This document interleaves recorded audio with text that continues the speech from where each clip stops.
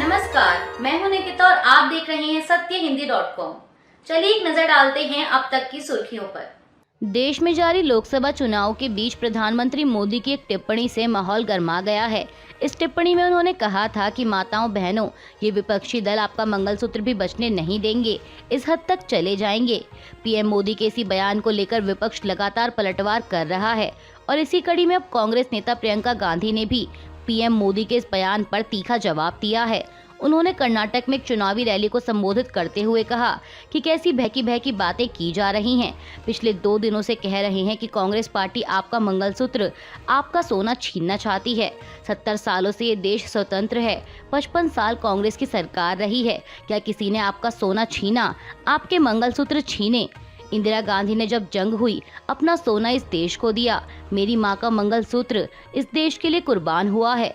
प्रियंका गांधी ने कहा कि वे अगर मंगलसूत्र का महत्व समझते तो वो ऐसी अनैतिक बातें ना करते। प्रियंका गांधी इतने पर ही नहीं रुकी, उन्होंने आगे कहा कि किसान पर कर्ज चढ़ता है तो उसकी पत्नी अपने मंगलसूत्र को गिरवी रखती है। बच्चों की शादी होती है या दवाई की जरूरत होती है तो महिलाएं अपने गहने गिरवी रखती हैं। लेकिन ये बात ये लोग नहीं समझते और इसका प्रमाण ये है कि जब नोटबंदी हुई और जब महिलाओं की बचत इन्होंने ली और कहा कि बैंकों में पहुंचाओ, तब मोदी जी कहाँ थे? वो आपसे आपकी बचत का पैसा ले रहे थे। जब देश में उन्होंने लॉकडाउन किया और सारे मजदूर देश भर से, बेंगलुरु से, यूपी, बिहार और अलग अलग स्थानों के लिए पैदल निकले, जब कोई सहारा नहीं मिल रहा था, तब महिलाओं ने अपने गहने गिरवी रखे। तब मोदी जी कहाँ थे? किसान आंदोलन हुआ, 600 किसान शहीद हुए, उनकी विधवाओं के मंगलसूत्र के बारे में सोचा मोदी जी ने? मणिपुर में जातीय हिंसा के दौरान एक जवान की बीवी का वस्त्र हरण करके पूरे देश के सामने घुमाया गया, मोदी जी चुप थे, उसके मंगलसूत्र के बारे में नहीं सोचा उन्होंने। प्रियंका गांधी ने कहा कि मोदी महिलाओं को डराकर उनका वोट हासिल करना चाहते हैं, उन्हें शर्म आनी चाहिए। प्रधानमंत्री मोदी के मंगलसूत्र वाले बयान पर कांग्रेस महासचिव जयराम रमेश ने कहा कि उनके दावे बिल्कुल गलत और निराधार हैं। उन्होंने कहा कि कांग्रेस ने अपने चुनावी घोषणा पत्र में आर्थिक असमानता की बात कही थी। प्रधानमंत्री झूठा प्रचार कर रहे हैं। जयराम रमेश ने दावा किया कि प्रधानमंत्री मोदी घबराए हुए हैं, इसलिए उन्होंने ध्रुवीकरण का रास्ता अपनाया है। हिंदुस्तान टाइम्स की एक रिपोर्ट के अनुसार कांग्रेस नेता ने प्रधानमंत्री के आरोपों पर पलटवार करते हुए ये भी कहा कि देश के प्रधानमंत्री कभी भी ऐसी भाषा का इस्तेमाल नहीं कर सकते, लेकिन वह ऐसा कर रहे हैं। प्रधानमंत्री खुद को विश्व गुरु मानते हैं, लेकिन पिछले कुछ दिनों में उन्होंने जिस भाषा का इस्तेमाल किया है उससे पता चलता है कि वह विश्व गुरु नहीं बल्कि विश्व गुरु हैं। उन्होंने आगे कहा कि जिस शख्स ने मंगलसूत्र का कभी सम्मान नहीं किया है, आज वह कहते हैं कि कांग्रेस मंगलसूत्र छीन लेगी। प्रधानमंत्री मोदी के मंगलसूत्र छीनने वाले आरोपों पर अब कांग्रेस अध्यक्ष मल्लिकार्जुन खड़गे ने भी जवाब दिया है। उन्होंने कहा कि पीएम मोदी के पास अगर समय है तो वह उनसे मिलकर कांग्रेस पार्टी का घोषणा पत्र अच्छे से समझा सकते हैं ताकि उनकी गलतफहमी दूर हो। खड़गे ने एक चुनावी रैली को संबोधित करते हुए कहा कि पीएम मोदी कहते हैं कि कांग्रेस का घोषणा पत्र मुस्लिम लीग का घोषणा पत्र है। मैं उनसे अनुरोध करता हूं कि अगर वह मुझे समय दें तो मैं अपना घोषणा पत्र उन्हें समझाऊंगा। कांग्रेस अध्यक्ष ने कहा कि हम कहां कह रहे हैं कि यह सिर्फ मुसलमानों के लिए है, हम सभी के लिए काम करने की बात कह रहे हैं। हमारा घोषणा पत्र गरीबों, किसानों, युवाओं, महिलाओं और सभी के लिए है। इस तरह की बातें सिर्फ समाज को बांटना चाहती हैं। आपको बता दें कि राजस्थान में एक चुनावी रैली को संबोधित करते हुए पीएम मोदी ने कहा था कि कांग्रेस का इरादा लोगों की संपत्ति जब्त करके मुसलमानों में बांटना है और वे आपका मंगलसूत्र भी नहीं छोड़ेंगे, इस हद तक चले जाएंगे।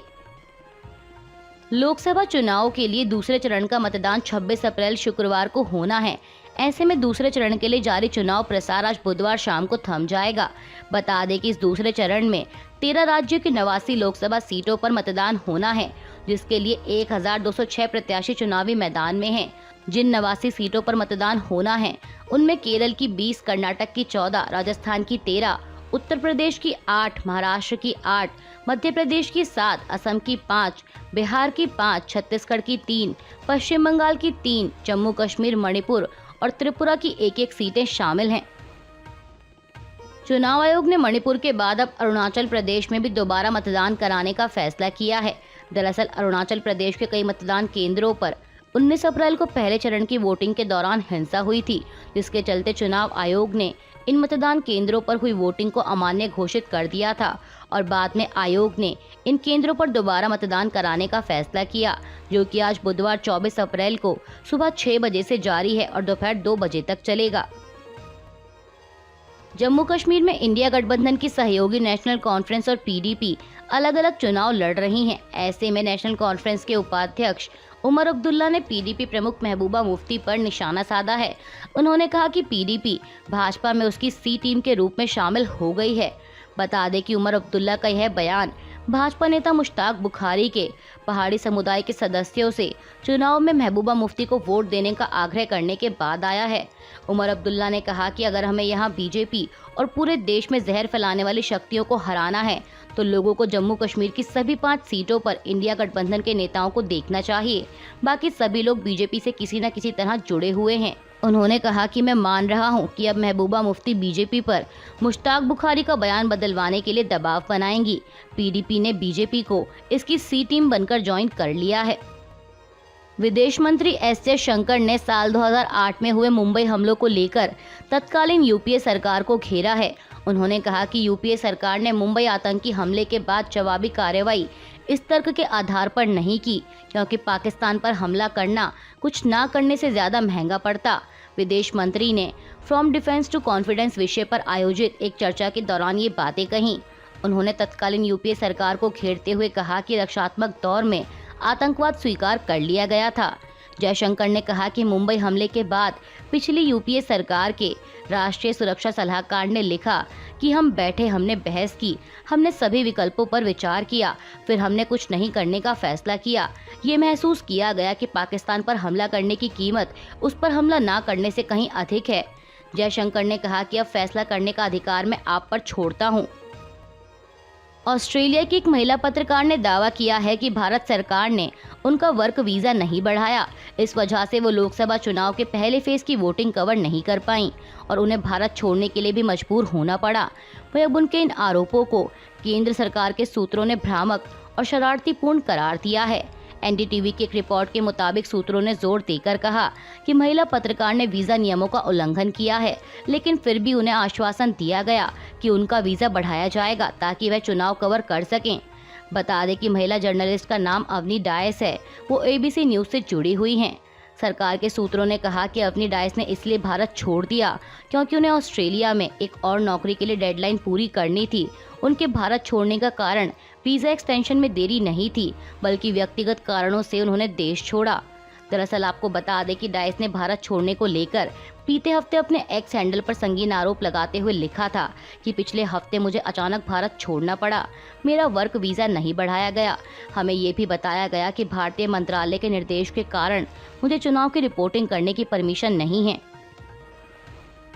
गुजरात की सूरत लोकसभा सीट से भाजपा उम्मीदवार के निर्विरोध चुने जाने पर अखिलेश यादव ने भी प्रतिक्रिया दी है। उन्होंने इसे जनता का अपमान बताया है। सपा प्रमुख ने कहा कि सूरत में जनता का अपमान हुआ है, वहाँ वोट ही नहीं डालने दिया गया। हम तो पहले से कह रहे हैं कि भाजपा वोट डालने का अधिकार ही छीन लेगी, देखिए वही हुआ। ये भी संविधान की हत्या है, क्योंकि इस तरह धांधली से जीते हुए लोग जनता के चुने हुए प्रतिनिधि नहीं हैं। अखिलेश ने कहा कि भाजपा चुनाव आयोग को ठेंगा दिखा रही है। चुनाव आयोग को कम से कम अपनी मानहानि के लिए तो कार्रवाई करनी चाहिए। उन्होंने आगे कहा कि हमारी सुप्रीम कोर्ट और चुनाव आयोग से अपील है कि सूरत की घटना का स्वतः संज्ञान लें और चुनाव रद्द करके सब षड्यंत्रकारियों को सख्त से सख्त सजा दी जाए और सूरत में नए सिरे से चुनाव प्रक्रिया शुरू की जाए। ईरान के राष्ट्रपति रईसी इस समय पाकिस्तान के 3 दिवसीय आधिकारिक दौरे पर है। इस दौरान दोनों देशों के बीच 8 द्विपक्षीय सौदों पर सहमति बनी है। वहीं अब दोनों देशों के बीच हुए कारोबारी सौदों को लेकर अमेरिका ने प्रतिक्रिया दी है। अमेरिका ने पाकिस्तान को ईरान के साथ व्यापार सौदों के मद्देनजर प्रतिबंधों के संभावित जोखिम के बारे में चेतावनी दी और कहा कि वह ईरान पर कार्रवाई जारी रखेगा। पाकिस्तान के बैलिस्टिक मिसाइल कार्यक्रम के सप्लायर्स पर प्रतिबंध लगाने पर जोर देते हुए अमेरिकी विदेश मंत्रालय के डिप्टी प्रवक्ता वेदांत पटेल ने कहा कि हम बड़े पैमाने पर विनाशकारी हथियारों की खरीद से जुड़ी गतिविधियों को बाधित करना और उनके खिलाफ कार्रवाई करना जारी रखेंगे, चाहे ये कहीं भी हो। आईपीएल 2024 का 39वां मैच कल मंगलवार को चेन्नई सुपर किंग्स और लखनऊ सुपर जायंट्स के बीच खेला गया। इस मैच में लखनऊ की टीम ने 6 विकेट से जीत दर्ज की है।